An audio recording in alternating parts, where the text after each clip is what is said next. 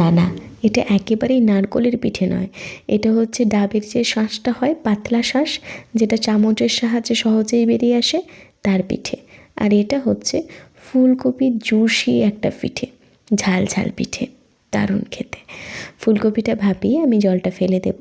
কড়াইয়ের মধ্যে 2টো শুকনো লঙ্কা, জিরে ফোড়ন দিয়ে আদা রসুনের পেস্ট দিয়ে দেব পরিমাণ মতন। আদা রসুনের পেস্টের সাথে আমি দিয়ে দেব জিরে বাটা। এই জিরেটা এবং আদা রসুনটা আমি শিলে বেটে নিয়েছি, আপনারা চাইলে জিরে গুঁড়োও দিতে পারেন, কোনো সমস্যা নেই। তারপর একটা গোটা টমেটো, একটু বড় সাইজের টমেটো আমি এর মধ্যে দিয়ে দিলাম। পরিমাণ মতো নুন দিয়ে দিলাম, কারণ নুন দেওয়া হলেই মশলাটা ভালোভাবে কষা হয়ে যাবে, কারণ টমেটোটা গলে যাবে তাই। তারপরে জল দিয়ে দেবো, মানে তেল ছেড়ে এসছে মশলা কষা থেকে। জল দিয়ে তার মধ্যে দিয়ে দিলাম হলুদ এবং লঙ্কাটা একটু আমি বেশি দিলাম, কারণ এটা ঝাল পিঠে তো তাই। ঘুগনিকে যেরকমভাবে আলু কোটা হয় সেরকমই আলু দিয়ে দিয়েছি। ঢাকা চাপা দিয়ে আলুটা সিদ্ধ করে নেব। আলু কিন্তু সিদ্ধ হয়ে আসবে যখন, দেখতেই পাচ্ছেন আলু সিদ্ধ হয়ে এসে গেছে এবং এর মধ্যে মশলাটা কিন্তু শুকিয়ে এসেছে। এরপরে আমি এর মধ্যে দিয়ে দিলাম ফুলকপিটা, ওটা হলুদ এবং নুন দিয়ে আমি যেটা সিদ্ধ করে রেখে দিয়েছিলাম। অল্প একটু জল দিয়ে একটু নাড়াচাড়া করে ততক্ষণ পর্যন্ত ঢাকা চাপা দিয়ে রান্না করব, যতক্ষণ না এটা শুকনো হয়ে আসছে। মানে বেশি জুস কিন্তু রাখলে হবে না, জুস রাখলেই হবে না, তাহলে কিন্তু পিঠেটা নষ্ট হয়ে যাবে, মানে ভেঙে যাবে। আমার একদম শুকনো হয়ে গেছে। থালায় নামিয়ে নিয়ে আমি দিয়ে দিয়েছিলাম ধনেপাতা, দিয়ে চাপা দিয়ে দিয়েছিলাম। এই যে দেখতে পাচ্ছেন, এটা কিন্তু ডাবের শাঁস, একদম পাতলা শাঁস, যেটা চামচের সাহায্যে খুব সহজে বেরিয়ে আসে। কিন্তু যেহেতু আমি এটা পিঠেতে দেবো, সেহেতু আমি চামচের সাহায্যে বের করব না।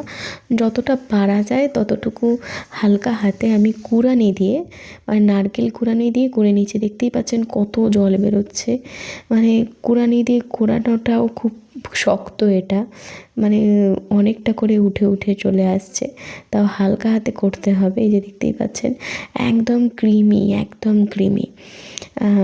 এই যে আমার এতটা পরিমাণে ডাবের শাঁসটা আমি বের করতে পেরেছি।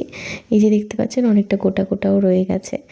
এবার চাল গুঁড়ির মধ্যে পরিমাণ মতন নুন দিয়ে ফুটন্ত গরম জল দিয়ে আমি হালকা হাতে এটাকে ভালো করে মাখিয়ে নেব।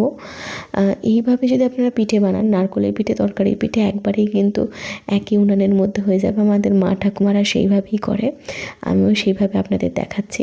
চালের গুঁড়ি কিন্তু মাখা হয়ে গেছে। তারপর মানে ওই যে লুচির যে কেচি হয় না, লুচির যেরকম গুচি হয় ছোট সেরকম করে নিয়ে এরকম বাটির মতন করে নিতে হবে। করে নিয়ে এর মধ্যে পরিমাণ মতন পুর দিয়ে দিতে হবে। আমি তরকারিটা আগে দেখানোর চেষ্টা করছি। দেখতেই পাচ্ছেন তরকারি ভরে দেওয়া হয়েছে।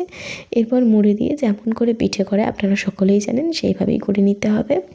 তারপর সেই একই প্রসেসে ওই যে ডাবের শাঁসের পিঠেটা, ওটাও বানিয়ে নিতে হবে।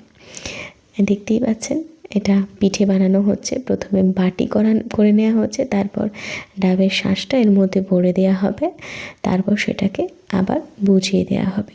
যেভাবে পিঠে করা হয় ঠিক সেম প্রসেসে আপনারাও এটা বানিয়ে নেবেন। আর আমি এর মধ্যে গুড় দিইনি, আপনারা চাইলে এর মধ্যে পাটালি গুড়ের কুঁচো দিয়ে দিতে পারেন, তাহলেও কিন্তু বেশ ভালো লাগে খেতে। আপনারা একবার ট্রাই করে দেখুন, ভীষণ ভালো লাগবে। নারকেলের পিঠে তো অনেক খেয়েছেন, ডাবের শাঁসের পিঠেটাও একটু খেয়ে দেখুন। দেখতেই পাচ্ছেন হাঁড়ির মধ্যে টকবক করে ফুটন্ত জল রয়েছে। ঝাঁঝরির মধ্যে আমি তরকারি এবং নারকেলের পিঠেগুলো নিয়েছি। নিয়ে আমি এখানে ঢাকা চাপা দিয়ে এটা 20 মিনিট মতন রান্না করব, ব্যাস। এখানে কিন্তু একদম পিঠে রেডি হয়ে গেছে, দেখতেই পাচ্ছেন। পিঠে যে রেডি হয়ে গেছে এটা অনেকে বুঝতে পারে না, কাঁচা থেকে যায়। এই যে পিঠের উপরে যখন দেখবেন তেলা একটা ভাব এসে যাবে, তখনই বুঝে নিতে হবে যে পিঠে একদম রেডি। তারপরে এই যে ভাঙুন আর পাতলা গুড়ের সঙ্গে ডোবান আর খান, ভীষণ মজাদার এই পিঠেগুলো। আমার কিন্তু একদম পাতলা গুড় বেশি ভালো লাগে খেতে, সেই কারণে আমি পাতলা গুড়ই এখানে নিয়েছি। আপনাদের যেরকম ভালো লাগে সেরকম খাবেন। আর এই যে ডাবের শাঁসের পিঠেটা, এটা কিন্তু এমনিও খেতে ভীষণ ভালো লাগে, গুড় ছাড়াও এটা ভীষণ ভালো লাগে। আপনারা একটু ট্রাই করে দেখুন, আশা করি ভীষণ ভালো লাগবে। আর আপনাদের এই রেসিপিটা কেমন লাগলো অবশ্যই আমাকে কমেন্ট করে জানাতে ভুলবেন না। আর যারা এতক্ষণ ধরে আমার ভিডিওটা দেখছেন, এখনও দেখছেন, তাদের কিন্তু অনেক অনেক অনেক ধন্যবাদ আমার সঙ্গে থাকার জন্য। রান্নাবান্না একটা হচ্ছে শিল্প, আর এই শিল্পটা আমরা মেয়েরা কম বেশি সবাই জানি, তবুও বন্ধুদের সঙ্গে শেয়ার করি, বেশ ভালো লাগে। আপনারা এইভাবে কিন্তু খুব সহজেই পিঠাটা বানিয়ে বাড়ির বাচ্চাকে বড়দের খাওয়াতে পারেন।